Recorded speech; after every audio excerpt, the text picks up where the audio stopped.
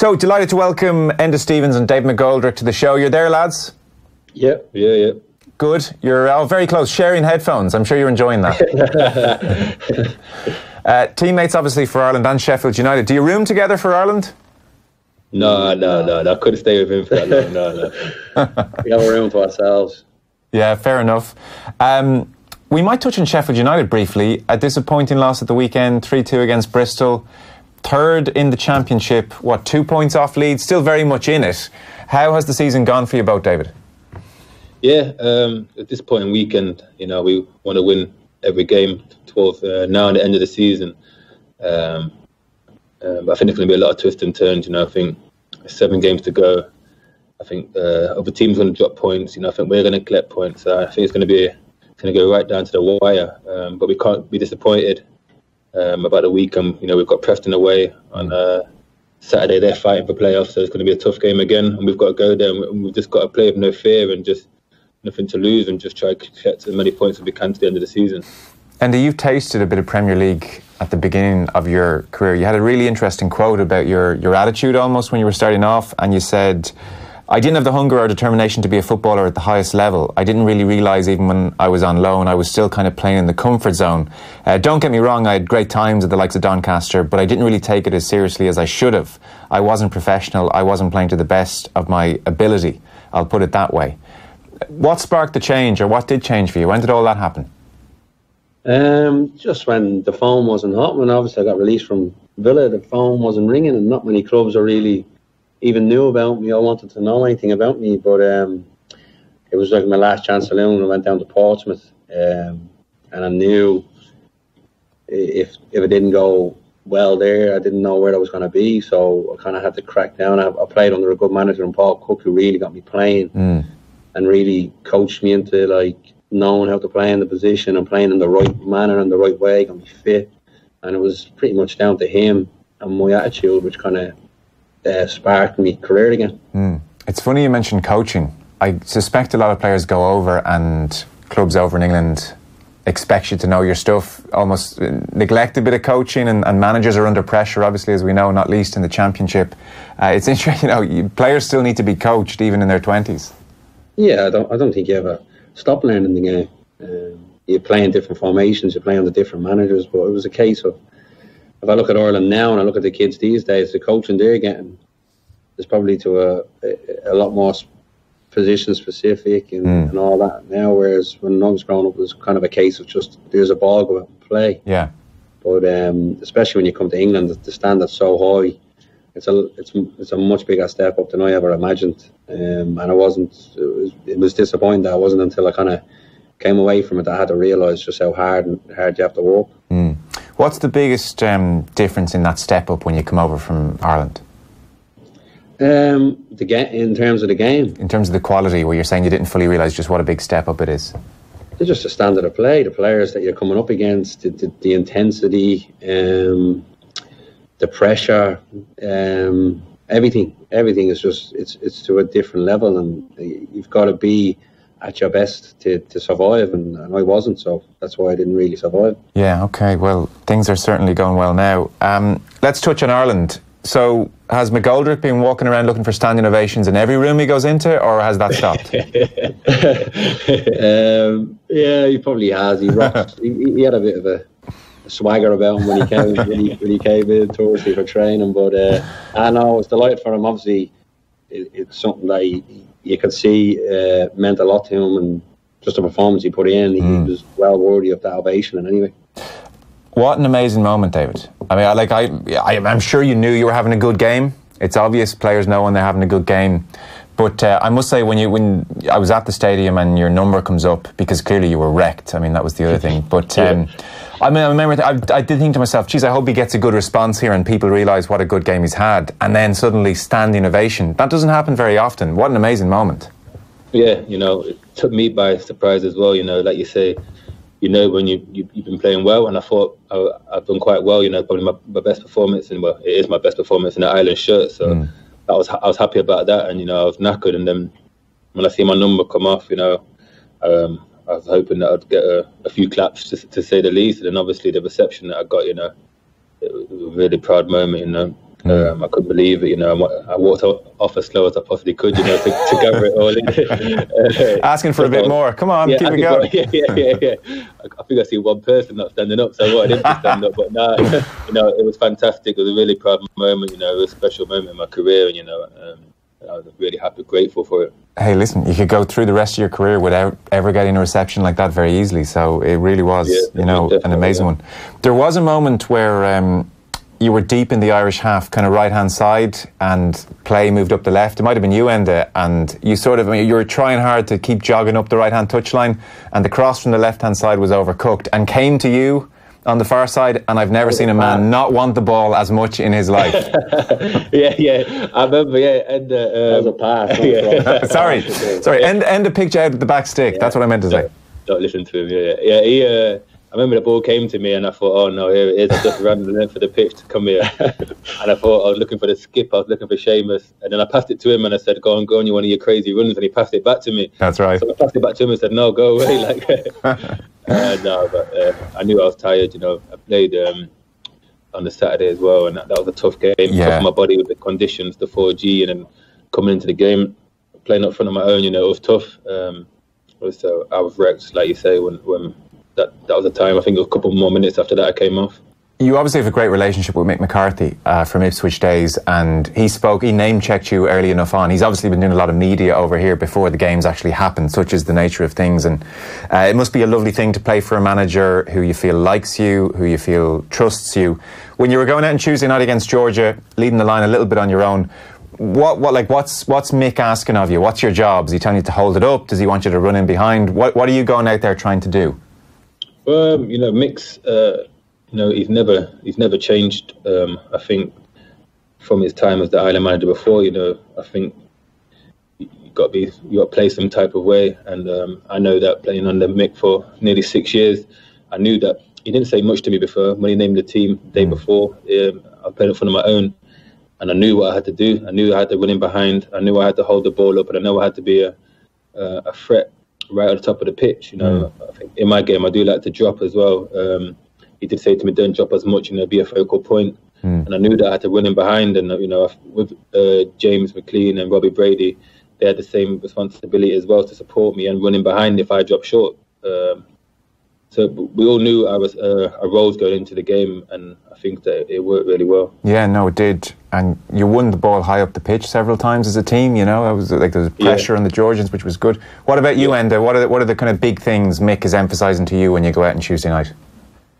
He just instills confidence in every single one of us to go out there, show how good we are, and play. Like we all knew that he wanted a front foot performance. He wanted us to really press them. Didn't want us to give them time on the ball, because he respected them as players. He thought they were good, and they are good. They're a good nation, and we just wanted to make it as uncomfortable for them as possible. And I thought we did that. And I think, especially towards the end of the game, we looked tired, but I also think they were very tired as well. Yeah.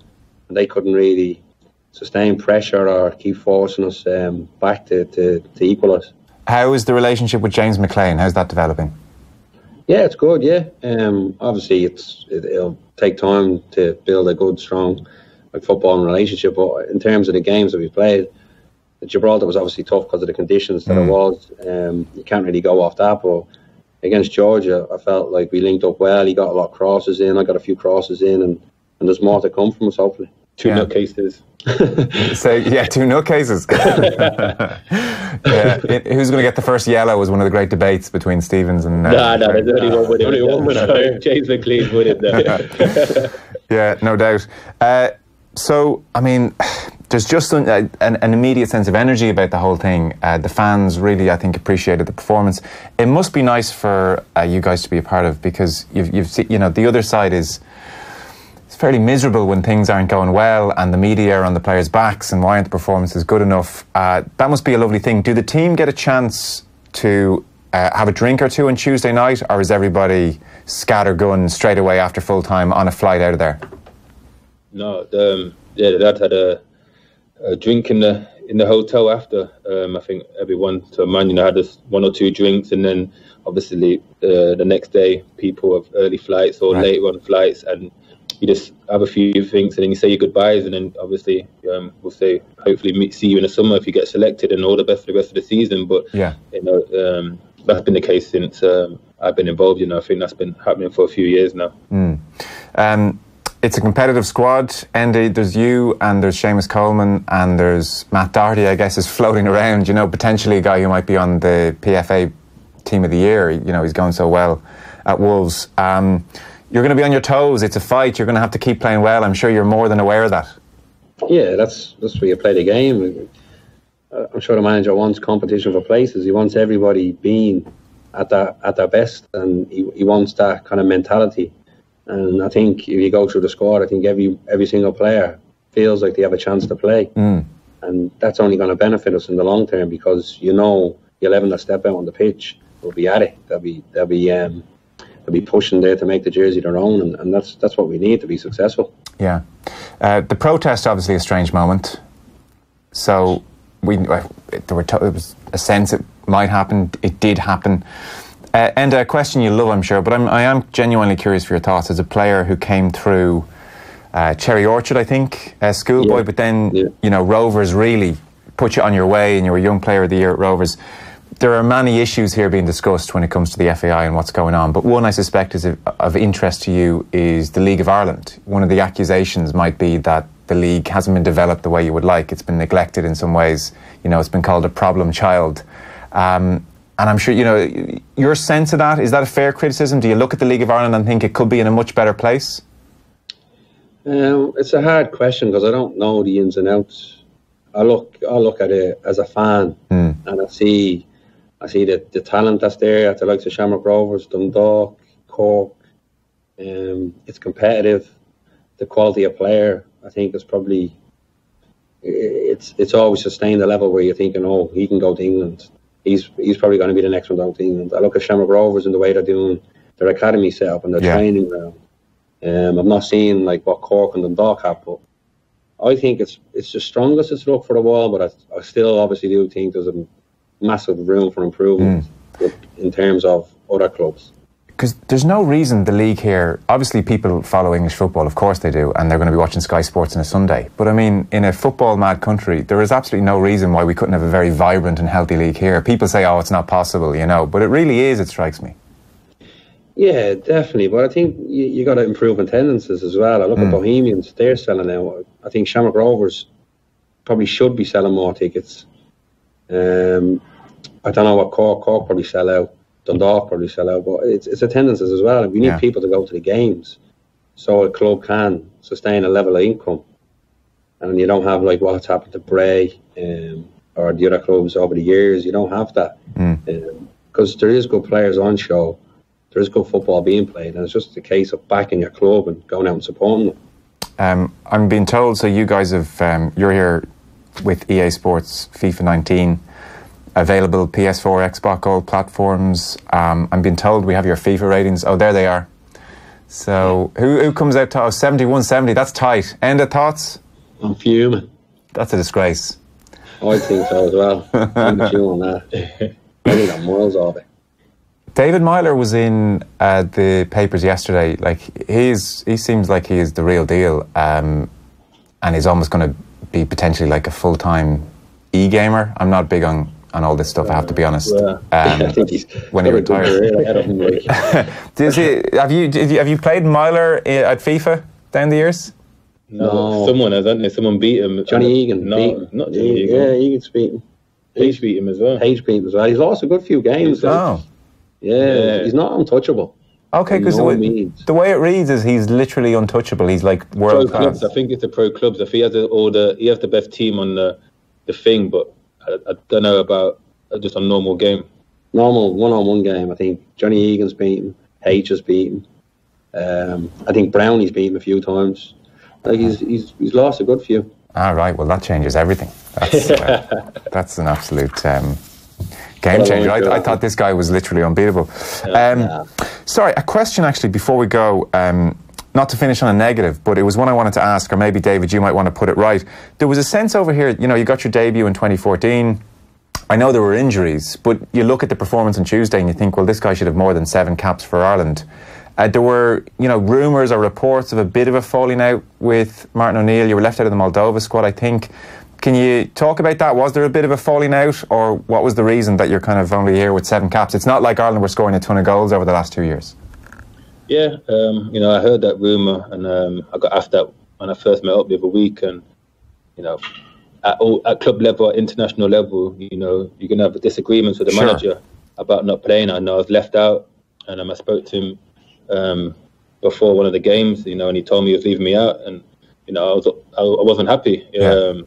But there was no falling out. There was no nothing. We were all on good terms, and then that was it. I didn't get picked, and I've had some injuries. But it's contrast, because I remember my last game for Ireland was against Mexico, and I think I probably made about 2 successful passes and hardly touched the ball. So on that viewing, you can see why I can get picked. I didn't make this last performance. It's completely different performances. So no, there was no falling out. I respect Martin, I respect Roy, and all the staff what they do. They gave me my debut against USA some years ago. And I hope they do well for my local team, Nottingham Forest. Yeah, well, listen, things can change very quickly in football, I guess. So listen.